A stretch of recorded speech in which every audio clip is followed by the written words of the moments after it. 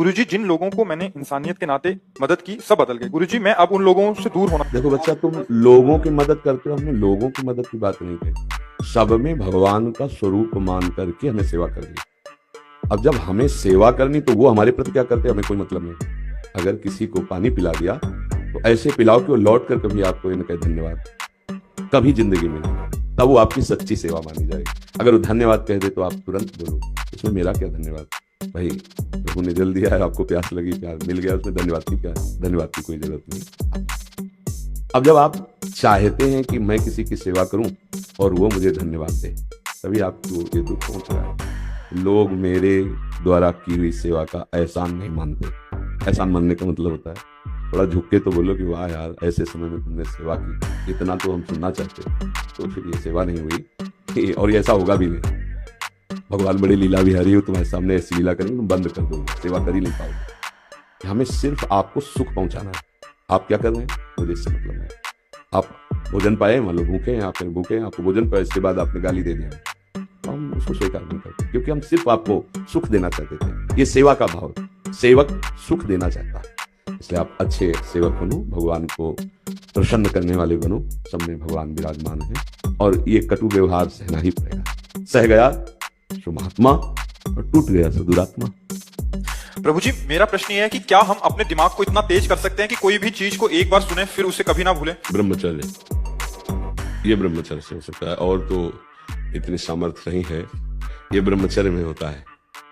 या पूर्व का कोई तप, जैसे छोटे से बालक में देखा जाता है भारी स्मृति, भारी ज्ञान, वो पूर्व का उसका तप है, भजन है। तो अभी जन्मा 5 वर्ष का है, 6 वर्ष का है, वो बड़ा ज्ञान उसको है, वो पूर्व का उसका स्टॉक है। पर इस जन्म में हम स्मृति को अगर, तो वो ब्रह्मचर्य ही है। अगर हम ब्रह्मचर्य का नाश करेंगे तो स्मृति नहीं रहेगी।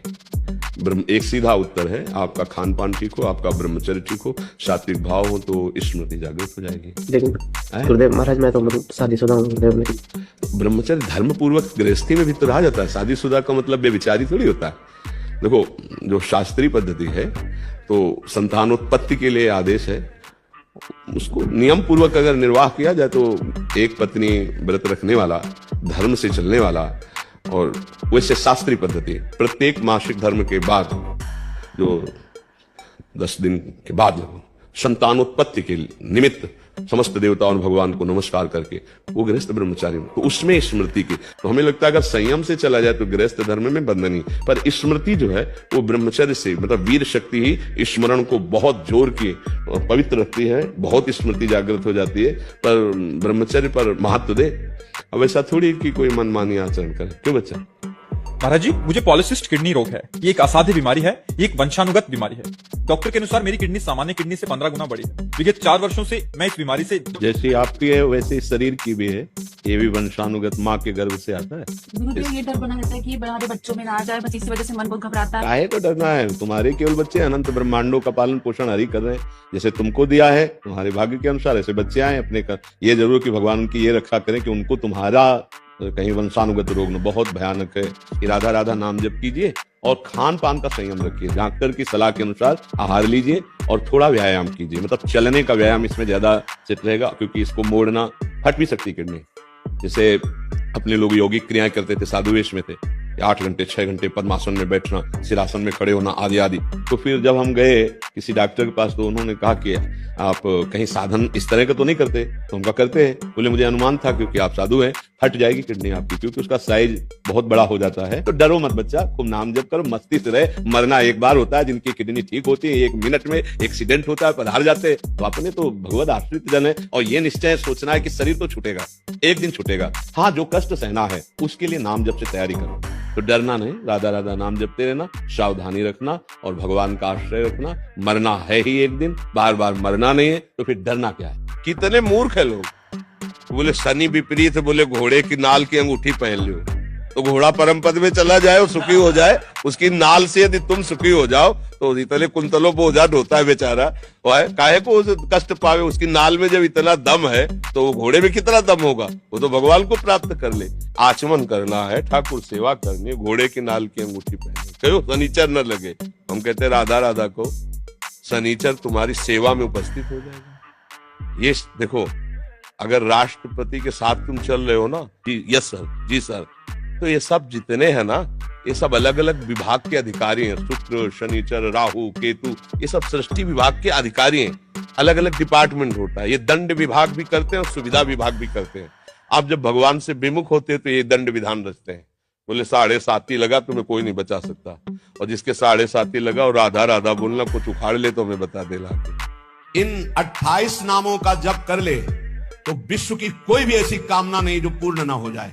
राधा रासेश्वरी रम्या, कृष्ण मंत्राधिदेवता,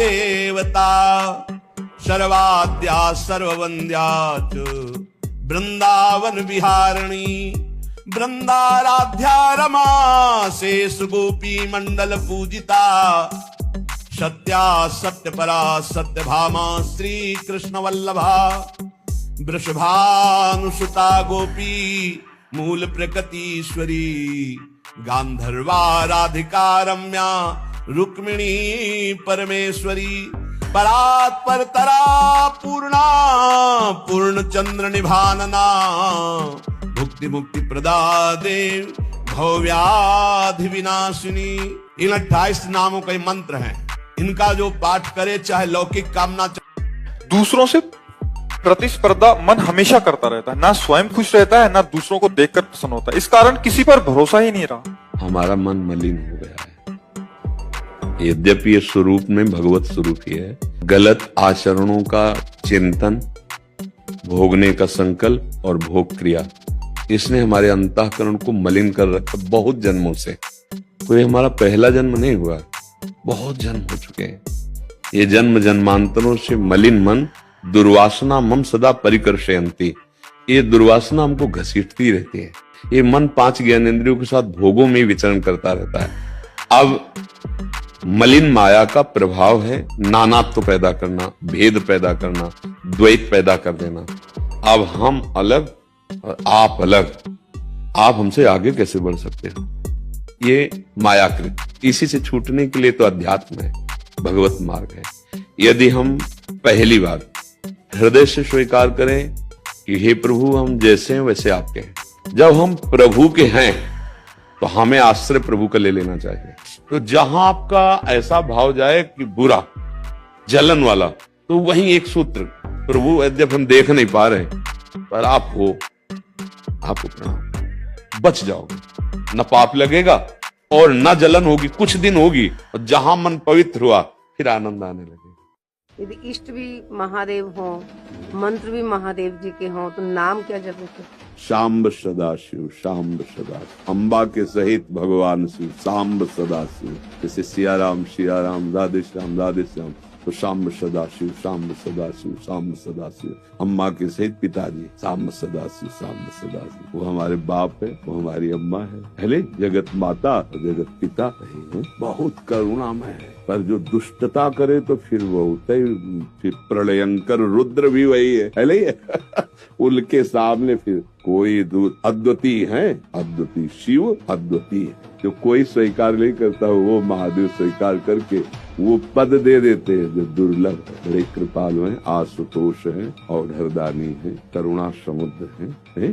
उनकी आराधना से ज्ञान, भक्ति, वैराग्य जो चाहे, ऐश्वर्य जो चाहे, सब प्रदान कर देते हैं। महाराज जी, मेरा 11 साल का बालक वृंदावन से दीक्षित है। उसकी राधा रानी के संग बहुत प्रीति है। वो भागवताचार्य बनना चाहता है, जिसके लिए वो चाहता है कि उसकी शिक्षा वृंदावन में हो। लेकिन हम माता पिता की ये सोच है कि वो अभी इतना परिपक्व नहीं है कि वो सही और गलत का समझ सके। सो हम चाहते हैं कि वो हमारे साथ ही रहकर भक्ति करे। और जब उचित है, उचित है, उचित है। हम इस बात में आपका सपोर्ट करते हैं कि बालक जब तक विवेकवान ना हो जाए कि स्वयं निर्णय न कर पावे कि मेरे साथ हित और अहित का बर्ताव क्या है, तब तक माता पिता की दृष्टि में ही रहना चाहिए। क्योंकि आज का वायुमंडल, वातावरण कहाँ किस जगह प्रतिकूलता पैदा करके विषय में फंसा दे, तब तक अपने संग में रखे। जहां तक हो सके उसको पढ़ाना है तो ऐसी व्यवस्था कीजिए कि आसपास कोई ऐसा, या आजकल तो ऑनलाइन भी पढ़ाई होने लगी है, ऐसा कोई, या ग्रंथों के द्वारा, तो माता पिता के द्वारा पोषित, तब तक जब तक वो अपने शोषण को न पहचान सके कि ये वृत्ति हमारा शोषण करने वाली है, तब तक उसे छूट नहीं देना चाहिए। पहले ऋषि मुनियों के द्वारा परम पवित्र ऐसे आश्रम होते थे जिनमें कहीं संशय नहीं है। अब ये से होंगे, भगवान की सृष्टि है, पर प्रायः अब संशय की संभावना ज्यादा हो चुकी है। इसलिए अपने बच्चों को, बच्चियों को अपनी दृष्टि में सुरक्षित रखिए। जब तक वो विवेकवान होकर खुद निर्णय लेने लायक ना हो, तब तक वो तो कहेंगे कि हम स्वतंत्र होना चाहते हैं, पर आपको स्वतंत्रता नहीं देनी है, क्योंकि वो विवेकवान हो जाए फिर निर्णय ठीक हो जाएगा। हम आपके तरफ से है कि आप बच्चे को अपनी नजर में रखिए, पढ़ाई करवाइए। जब वो इस कोटि का हो जाए तो खुद अपना आगे चल बढ़े, लेकिन अभी नहीं। अभी वो 11 वर्ष का है, तो अभी पूरा वो आपके द्वारा पोषित होना चाहिए। महाराज जी, क्या मोक्ष एक जन्म में ही प्राप्त हो सकता है या कई जन्मों तक चलने वाली एक मिनट में प्राप्त हो सकता है। जैसे स्वप्न हम देख रहे हैं और हमको जगा दिया जाए तो पूरा स्वप्न झूठा निकला ना।